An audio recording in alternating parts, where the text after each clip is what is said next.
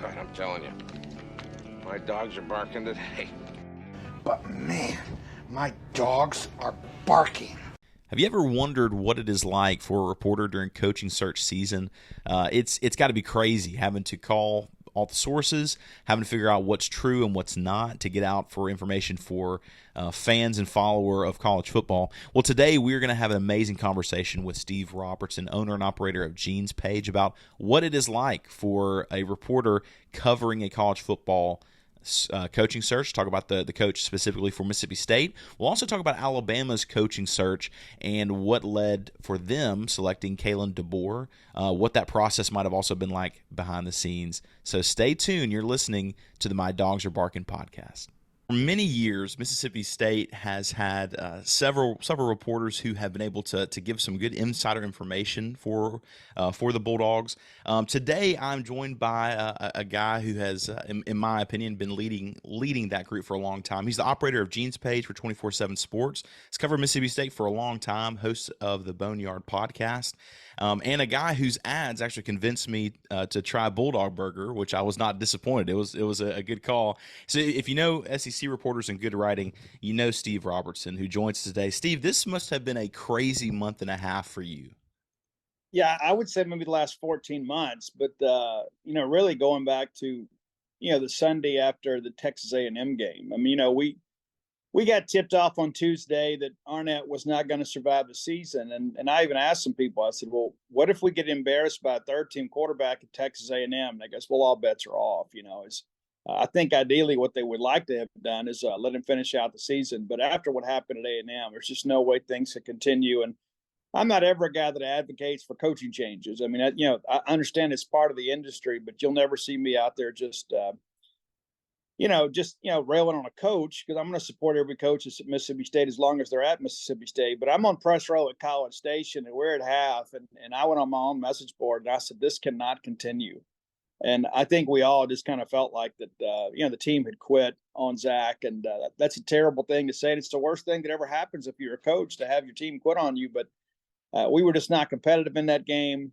And of course, Greg Knox did a great job down the stretch, kind of getting those kids up and going. But I would say since that Sunday until maybe last Monday, it has been absolute nose to the grindstone every single day, whether you're chasing recruits. And, portal recruiting has really taken off this year. It's a much different animal. Used to, we'd have the traditional recruiting schedule where, guys set 3 or 4 official visits. They take those visits leading up to the December signing period or National Signing Day in February. But with portal visits, you find out, okay, this kid's in the portal today. Oh, he's visited Mississippi State tomorrow. So then you got to try to get that kid on the phone, make sure you've got phone numbers for him, make sure you can get reaction from him. Okay, was he here for 2 days, 1 day? It's just one of those deals that you got to stay on top of it. And then I've talked to some guys, a couple of guys that were set to visit Mississippi State, and then like the next day they're headed somewhere else, whether it be A&M or Syracuse or North Carolina or it's just it never stops, and there's never an end to the desire for information for fans these days. I mean, I remember being a kid, man. It was like sometimes we didn't even know who won the ball game until the next day we read it in the paper. And so now everything is instantaneous, and it's not just about reporting. And there's a bunch of reporters out there that fashion themselves as journalists, yet they don't ever break any news. And listen, the world needs reporters, okay? But there are a lot of people out there kind of masquerading as, well, I'm a journalist. Well, tell me, what stories have you broken? Oh, well, I covered this game and I previewed that game. Okay, so we have to do the reporting and the journalistic side of things, especially when it comes to recruiting and coaching searches and things like that, because a lot of that information is not just readily available to our fans. And so it's our job to bring them as much information as we can about those topics.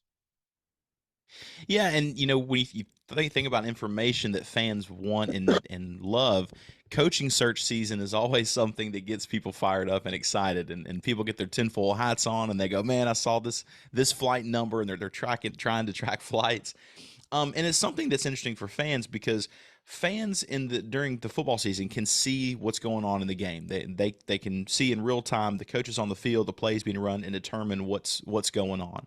But coaching search season is something that's a little bit different for them. They cannot have things as instant as they would like. And they are really solely relying on reporters. And so this is something that, as this was happening, I thought, man, this would be so neat to learn what it is that Steve in particular, like, what is your process? How do you find out what is actually good information and what is just somebody talking? And Mississippi State hires Jeff Lebby, but before that happens, you do a lot of digging, kind of let your subscribers know what's going on. What is that process like for you? It's exhaustive. I've been covering Mississippi State since 1997, and yeah, used to. I was a fan too. I would just kind of sit back and wait for the Clarion Ledger, the Northeast Mississippi Daily Journal to give us an update, and things have changed. I mean, the way that we deliver information to our subscribers has changed over the years, and so it's not as okay. Let's do a morning column and do an update. I mean, there's basically this just running thread every single day about new happenings. And I'm nosy, right? And I feel like people depend on me to get them information that's not really available everywhere. And so, so let's just kind of go back to the Sunday after the A&M game. And so I'm trying to find out, hey, are we going to have a press conference today? I mean, all the media is traveling back, so chances are you're not going to have that press conference on Sunday when, the real Mississippi State writers are on their way back from covering a college football game. Because, at the end of the day, that's what we do. You got to get in the car, got to get on a plane to go cover a ball game. We're not these bloggers that sit in a recliner all day and watch a game on TV, and so you start thinking, okay, well, with the media traveling back, it's probably not going to happen today. And then I find out that Zach Salman actually is in Dallas. So I feel like, okay, we're good now. As far as Sunday, we're going to be able to travel back and not have to worry about some news breaking, find out that we may have an announcement on Monday. So I go on my message board and say, okay, listen, that's going to happen today. Everybody just kind of enjoy some NFL football, maybe tomorrow. And of course, that rest of that drive home, my wife drives so I can work. And, I'm reaching out to agents. I'm reaching out to friends in college coaching. I'm reaching out to people connected to Mississippi State. All right, what are you hearing? Of course, at this point, we knew that Zach Arnett was going to be terminated. So all of a sudden, the phone just starts ringing. I mean, it's people that I have developed relationships with over the years. They're hearing the same thing. They hear Arnett is out. So they're trying to get their client's name kind of associated with our search. Even if they don't get the job, right? I mean, it's part of the job as the agent. You want to get visibility for your client. And so a lot of people are hitting me up saying, hey, our guy would love that job. Our guy would love that job. And so you start trying to figure out what's factual and what's not. And, in the beginning, it's kind of like the recruiting process, right? There's this huge funnel.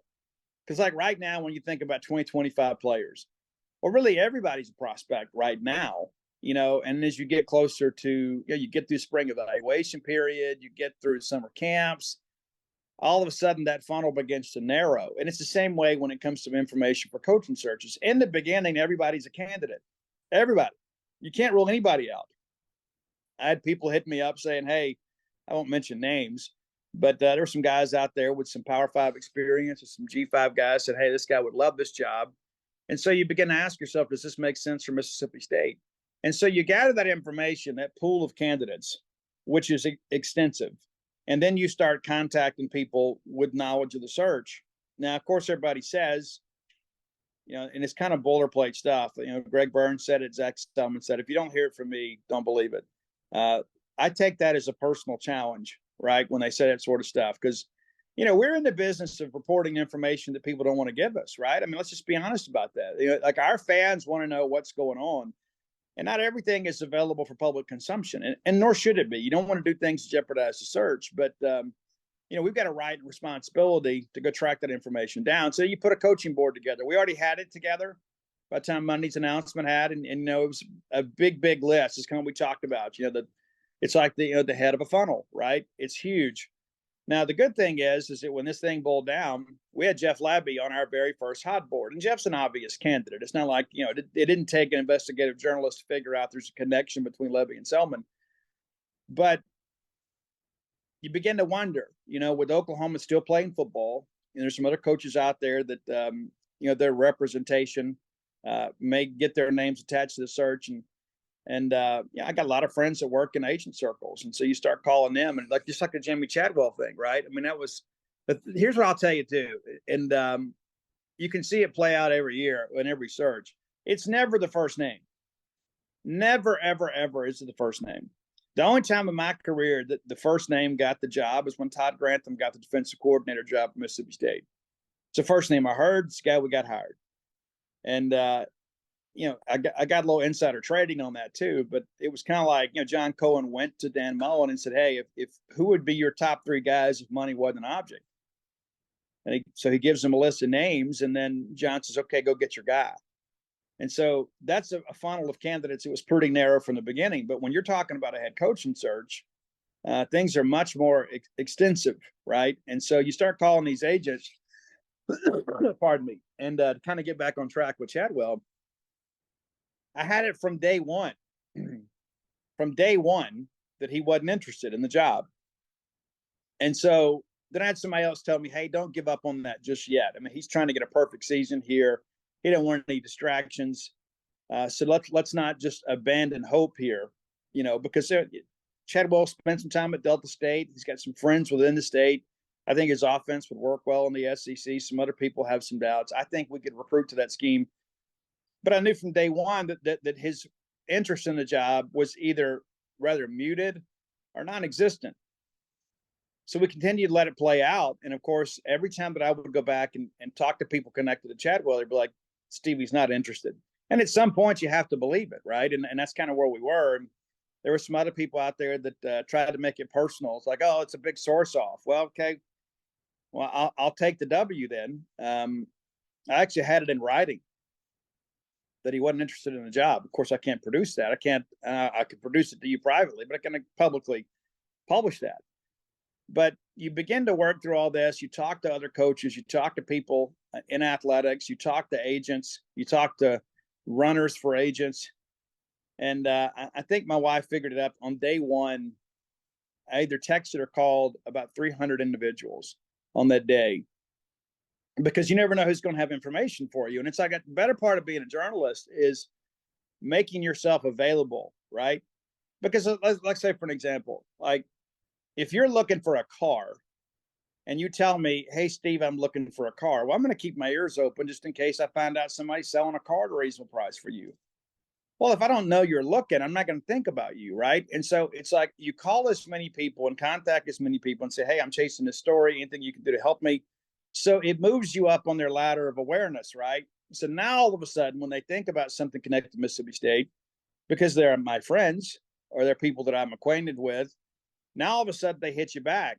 Well, then you take that little morsel of information, that little bitty small morsel of information, and then you go cross-check it with everybody else. Say, hey, here I'm hearing this, and then people begin to fill in gaps for you. And so you got to be careful. In the beginning for me, I'd have people tell me stuff that was really kind of self-serving or things that were really more beneficial to their client rather than Mississippi State. But it's an exhaustive process. But in the end, we were able to announce the hire of Jeff Levy and got it out. We announced it on the message board and then had the article up before the university did. And I want to thank everybody that helped us get to that point. But ultimately, that's the goal. And, even back when Mike Leach was hired, it was pretty much a done deal with Joe Judge.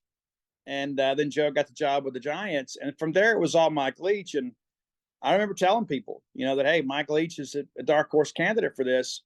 And people just were like, oh, there's no way. Mike's not coming to the SEC. And so we had it first. Now, we didn't get the actual tweet out first that Mike Leach is going to be the new coach, but we prepared our subscribership in the days leading up to that announcement. Hey, it looks like Mike Leach is a serious candidate for this job. Ultimately, you want to announce the hire, but more importantly, you want to prepare your subscribership for the possibilities. And so we feel good about the job that we've done. We had Dan Mullen first. We had Mike Leach first. We didn't have Joe Moorhead first. And ultimately, we were able to announce Jeff Levy first. And so, yeah, we're competitive. And we're all former athletes. And so, it kind of gets the juices flowing a little bit. But, the reality of it is it's a dog-eat-dog world out here, and we're going to get our bite. Is there anything in particular that makes, I mean, outside of telling the truth, is there anything that makes a good source a good source? Like, is there anything that identifies it to you early? Like, okay, I think this guy can be reputable or not. When they tell you things that you can verify with other people, right? I mean, it's like there's a lot of, like, I had people call me, in the beginning of the search. After about a week, I figured out they're just not on it. They don't have a good read on this, and so you don't eliminate talking to them. You just don't talk to them as frequently, and I think that's an important aspect of it. Is we talk about the big funnel.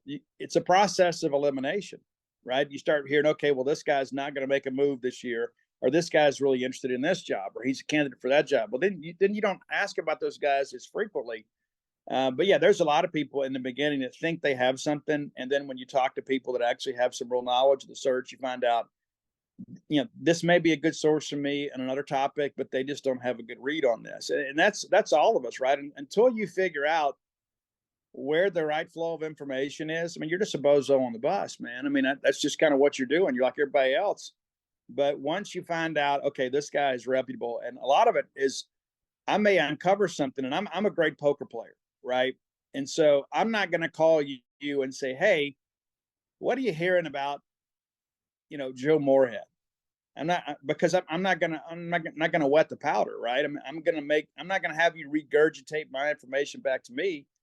And so I just kind of call and say, hey, what are you hearing lately on Mississippi State? And then they'll throw out something out there. And if they tell me something that I know is not true, I don't really offer them any information, because I don't want to put something else out there in the hurricane and just have my information come back to me, because then you get this false sense of confirmation, right?